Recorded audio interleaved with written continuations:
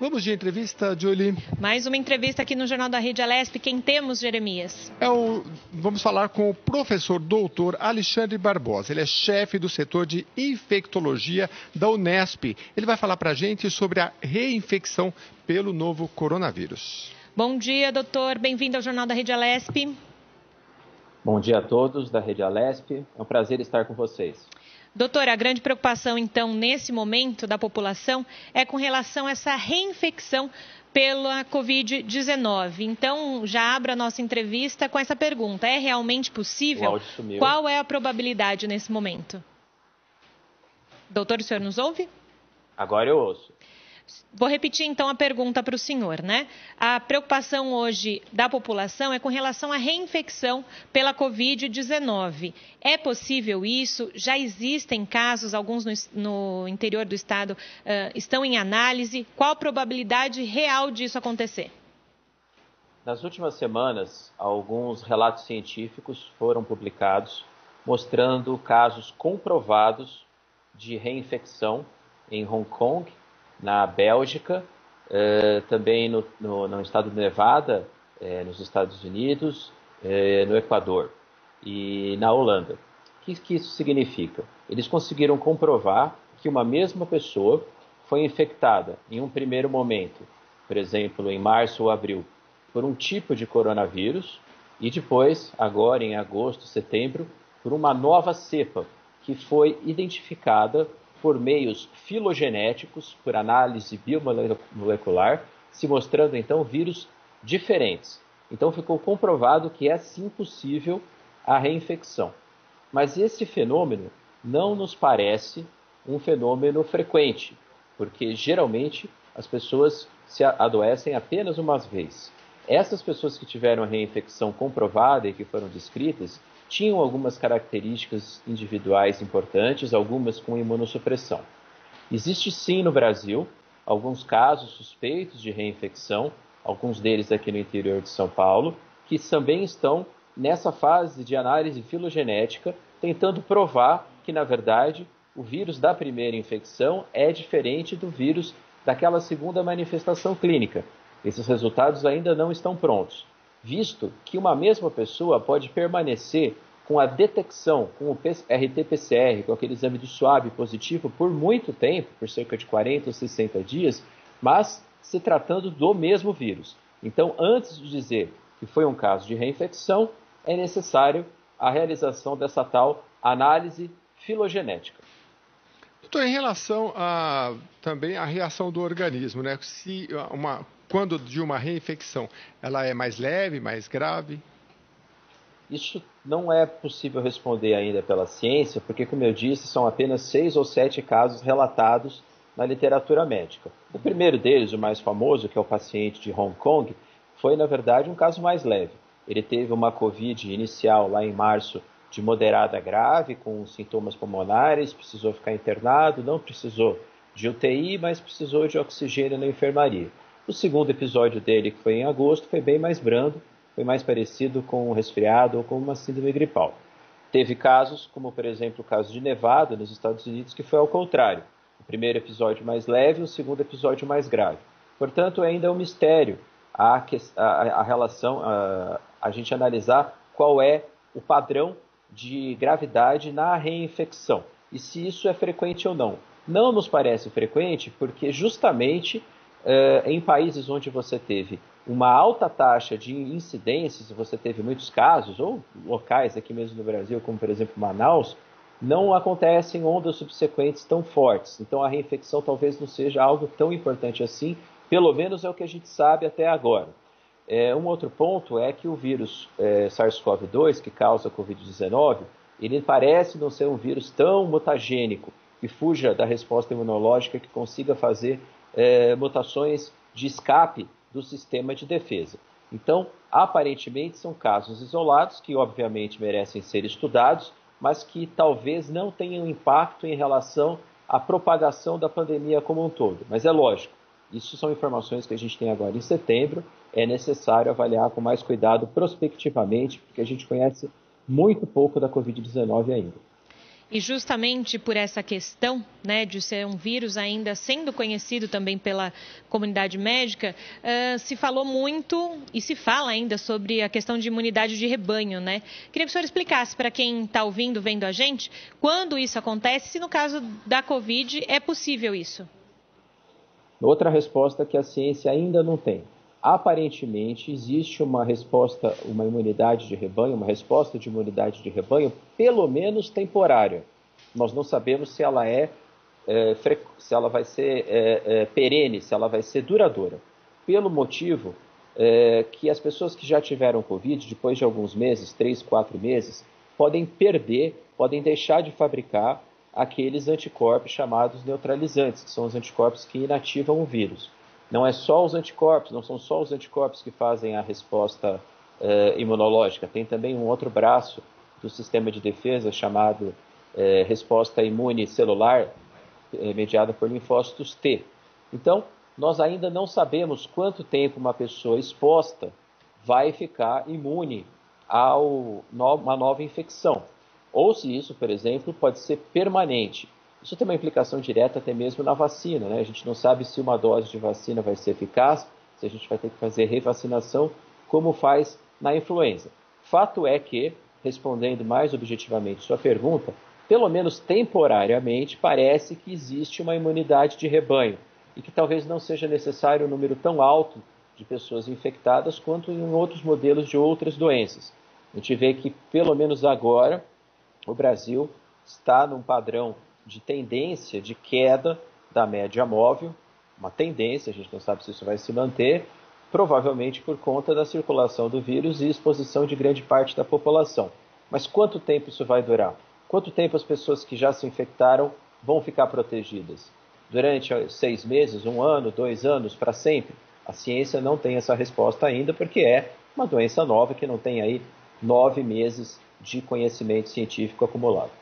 Doutor, também, imagino que quem esteja nos ouvindo, também toda a população, o senhor falou, a gente está falando de reinfecção pelo novo coronavírus, a questão é, a pessoa que foi infectada, se curou, ela ainda pode continuar transmitindo a Covid para as outras pessoas e por quanto tempo? Há essa correlação? Já existe algo nesse caminho? Essa resposta nós temos, né? Eu falei várias respostas que a ciência não tem, mas algumas a gente já sabe. Aquele paciente que tem a Covid leve a moderada, aquele paciente que tem uma síndrome parecida com um resfriado ou com uma gripe, ele transmite durante 10 dias a partir do início dos sintomas. Mesmo que o tal do SWAB, que o RT-PCR, continue positivo após esses 10 dias, o vírus parece não ser infectante. Então, o período de transmissibilidade em Covid leve a moderada é de 10 dias. Agora, aqueles pacientes que precisam ficar internados, que precisam de oxigênio, principalmente aqueles que precisam ficar entubados, que vão para a UTI, esses transmitem por um período maior, de 21 dias. Tanto é que, depois de 21 dias de UTI, de início de sintomas, que o paciente já está na UTI, a gente tira ele do isolamento, ele não precisa mais porque ele não transmite mais o vírus. Então, esse é o tempo de transmissão. Covid leve a moderada, 10 dias, Covid grave, Covid crítica, 21 dias. Isso não significa, obviamente, como a gente está discutindo, que uma pessoa não possa se reinfectar no futuro, e a gente não sabe, como já foi também falado, qual é o impacto disso na progressão da pandemia. Doutor, eu queria que o senhor falasse um pouquinho sobre os testes, porque no imaginário popular tem muita coisa assim, eu estou com problema do pulmão, será que eu já peguei? E estão falando que pode ter sequelas, né? E aí, será que eu estou com sequela? Peguei, não peguei? Em relação aos testes, eu já conversei com alguns especialistas, eles falaram, olha, o que serve é o do cotonete no nariz, acho que é o PCR. Mas a gente tem o teste rápido e aquele do braço. E também tem a questão do tempo. Pessoas falam a partir de 4 dias, 8 dias. O que a gente pode falar para a população para ficar mais ciente? O pessoal gosta de saber daquele da imunidade, né? Se já pegou, se não pegou, né? O que se pode dizer de confiável em relação aos testes e a data que se deve fazer? Então vamos responder bem didaticamente, né, para a população entender. Para saber se eu estou com Covid, se aquele resfriado, se aquela gripe, se aqueles sintomas que eu tenho, febre, dor de cabeça, dor no corpo, dor de garganta, tosse, é Covid, o exame padrão ouro, o único que deve ser feito, é o exame do cotonete, o tal do RT-PCR, suave nasal e orofaringe. a data ideal para fazer ele é entre o 3º e o 5º dia, até o 7º, no máximo 10º dia, porque aí esse exame vai caindo bastante a sensibilidade. Mas se você pega ali o 3º, 4º, 5º dia, a chance de dar positivo, se você tiver mesmo com Covid, é altíssima e ele não dá falso positivo. Ele não cruza com outros exames, porque é um exame de biologia molecular que amplifica apenas uma cadeia específica do SARS-CoV-2, que é o vírus causador da Covid-19. Em relação à segunda parte da sua pergunta, para saber se eu tive Covid no passado, se aquele resfriado, por exemplo, de 2, 3 meses atrás foi Covid, ainda nós não temos um bom teste, porque esses testes sorológicos, que são feitos com sangue, quer seja feito de fase rápida ou feitos em laboratório, eles têm uma acurácia muito ruim.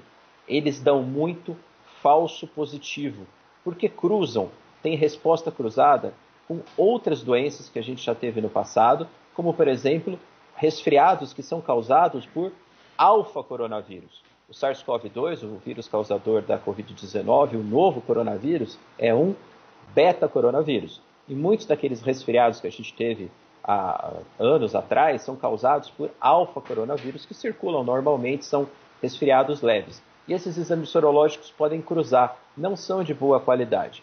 Portanto, não existe um bom teste para saber se eu tive Covid no passado. Existe somente o padrão ouro para diagnóstico de quem está sintomático, que é o exame do cotonete, o RT-PCR. E tem um segundo ponto que é importante dizer em relação a qual a necessidade de eu saber se eu já tive Covid, visto que pode haver, como a gente estava discutindo, casos de reinfecção, então eu posso pegar de novo, e se os exames não são confiáveis. Então, infelizmente, até que nós tenhamos exames sorológicos de confiança apontando uma imunidade pregressa em quem já teve Covid, nós não temos como responder, e isso não é algo que deva ser feito na prática clínica. De qualquer forma, o senhor falou que esse PCR, esse que a gente faz no braço, né? Não é o rapidinho da farmácia, mas é um intermediário, digamos, não é esse padrão ouro que o senhor falou. O senhor falou que ele dá muito falso positivo, mas e se ele der negativo, seria mais confiável? Também não, porque lembra que eu disse para você que cerca de uma grande parte da população, depois de 3 a 4 meses, perde a capacidade de produzir os anticorpos? Uhum. Então eu não sei se eu já tive e os anticorpos caíram. Não vão ter essa resposta. Uhum. Aparentemente, então, a dosagem de anticorpos não vai ser algo que sirva na clínica para entender se alguém já teve Covid ou não. Por isso, o ponto mais importante, que a gente sempre destaca, e o modelo que eu falo sempre é aqui da cidade de Botucatu, onde nós temos a Unesp, né, a Universidade Estadual Paulista, é testar com RT-PCR, com suave nasal, com cotonete, todos os pacientes sintomáticos. Então, nariz escorrendo, tosse, mesmo que sejam sintomas leves, você tem que testar naquele momento. Primeiro, você consegue fazer o diagnóstico e saber se a pessoa teve Covid ou não. Segundo, você isola melhor esse paciente, porque sabendo que ele tem Covid, você intensifica as ações afirmativas em relação a ele não sair de casa. E terceiro, você já deixa ele alerta sabendo que ele já teve Covid, se ele precisar de internação, se ele começar a ficar com sintomas mais graves, ele vai ser internado. Doutora, a gente está falando de infecção, reinfecção, imunidade e também outra grande discussão, principalmente depois do feriado, que a gente viu o litoral cheio e aglomerado. Muita gente acha que por ter já sido acometido pela Covid-19, eles estão imunes à Covid-19. Então, queria que o senhor falasse sobre a importância ainda de se manter o uso de máscara, o isolamento social, as questões de saúde. Importante também para quem está ouvindo. Na verdade, o que se viu no final de semana foi uma verdadeira banalização das regras de flexibilização. A flexibilização ela é necessária. A economia precisa girar, as pessoas precisam ter sua vida social, isso também afeta a questão psicológica. Mas flexibilização não significa normalização.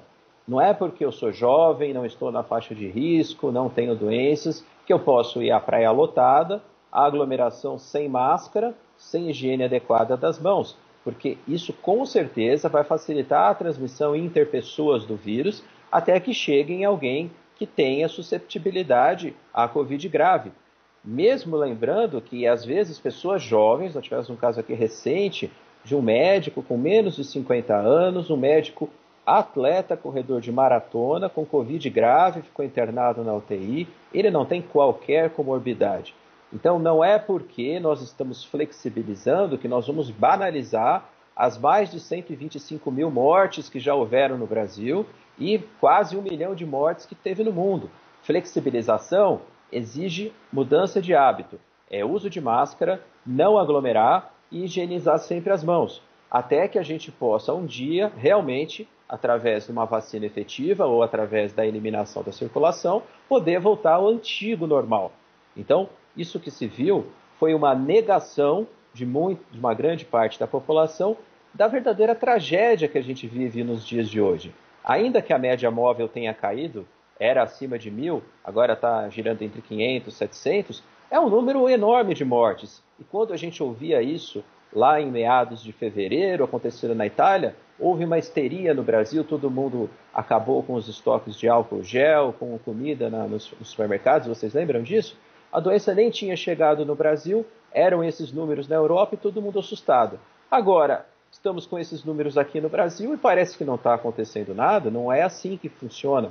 Nós temos que respeitar as mortes que houveram e as pessoas que podem adoecer e manter as atividades essenciais em um ritmo de flexibilização, respeitando as regras de ouro, que são uso de máscara, distanciamento social, evitando aglomeração, higiene frequente das mãos, evitando contato com nariz, olho e boca e, se eu tiver com sintoma, procurar um médico para fazer diagnóstico, não sair de casa para não transmitir o vírus. Usou um termo muito interessante agora na sua resposta. Um dia a gente pode voltar ao antigo normal. Quando o senhor diz um dia, e que depende da vacina, por muito tempo ainda a gente vai usar máscara. E, a partir de qual momento poderíamos deixar de usar máscara? A partir do momento que o Brasil decretar que não existe mais a transmissão comunitária da Covid-19. Então, lembra que nós tivemos um momento ainda no período em que o ministro Mandetta estava empossado, que ele decretou a transmissão comunitária. Então, enquanto nós tivermos transmissão pessoa a pessoa no Brasil de SARS-CoV-2, vai ser necessário usar máscara. A vacina não é a única saída para a Covid-19. Se a gente conseguir manter as regras de flexibilização, que é isso que nós tanto insistimos, nós vamos diminuir o ritmo de transmissão e o vírus pode parar de circular. Lembrando que vacina é uma promessa, não é uma certeza. Vocês viram que ontem uma das grandes vacinas, talvez a mais promissora, a AstraZeneca Oxford, foi interrompido os testes por um evento adverso grave, uma mielite transversa em um dos pacientes. Então, não é segurança que nós vamos ter uma vacina, é uma aposta. Então, como aposta não é uma certeza, o que eu tenho que fazer é seguir as regras de ouro, mantendo uma flexibilização e não uma banalização, uma volta ao normal. Doutor Jeremias, novamente, eu estou lendo uma notícia aqui, inclusive sua mesmo, que fala de, para 19% dos casos, pacientes graves, falta de ar é o alerta essencial para buscar atendimento de urgência. Covid é doença inicial respiratória, ataca o pulmão, mas a partir do nono dia faz tempestade inflamatória com maior risco de óbito. Eu queria voltar àquela questão do imaginário popular. A gente tem uma dor de cabeça, uma dor no pulmão. Qual é a importância de saber se é ou não Covid para o tratamento? Vamos responder essa última pergunta, porque infelizmente eu já tenho um compromisso daqui a pouco. Sim, fica à vontade. Todo sinal sugestivo de Covid, isso inclui ao menor sintoma resfriado ou sintoma de gripe, nariz escorrendo, tosse, dor de garganta, febre, dor no corpo, ou sintomas mais graves, como falta de ar, dificuldade para respirar, muitos casos diarreia, alteração de comportamento num contexto de pandemia, têm que ser investigados. E qual é essa investigação? Ir ao médico e coletar o tal do RT-PCR, o swab nasal, para o Covid. Porque aí eu consigo uma assertividade muito grande no diagnóstico e no manejo. Então, a COVID ela tem um espectro de ações, de manifestações clínicas. Eu costumo dizer que são os 50 tons de COVID, varia desde indivíduos assintomáticos, que são 30%, chegando até a insuficiência respiratória grave e disfunção de múltiplos órgãos e sistemas. Esses pacientes de UTI têm uma mortalidade em torno de 50%, mesmo nas melhores UTIs com os melhores recursos. Ou seja, num contexto de pandemia, é necessário, em caso de dúvida, procurar assistência médica para diagnóstico assertivo com o RT-PCR. Por isso a gente insiste tanto na realização desse teste, porque ele consegue determinar quem tem ou não a doença e determinar também as ações, não só de isolamento, mas também de tratamento adequado. Perfeito, doutor Alexandre Barbosa. Obrigada pela sua contribuição hoje aqui no Jornal da Rede Alesp. Um bom dia.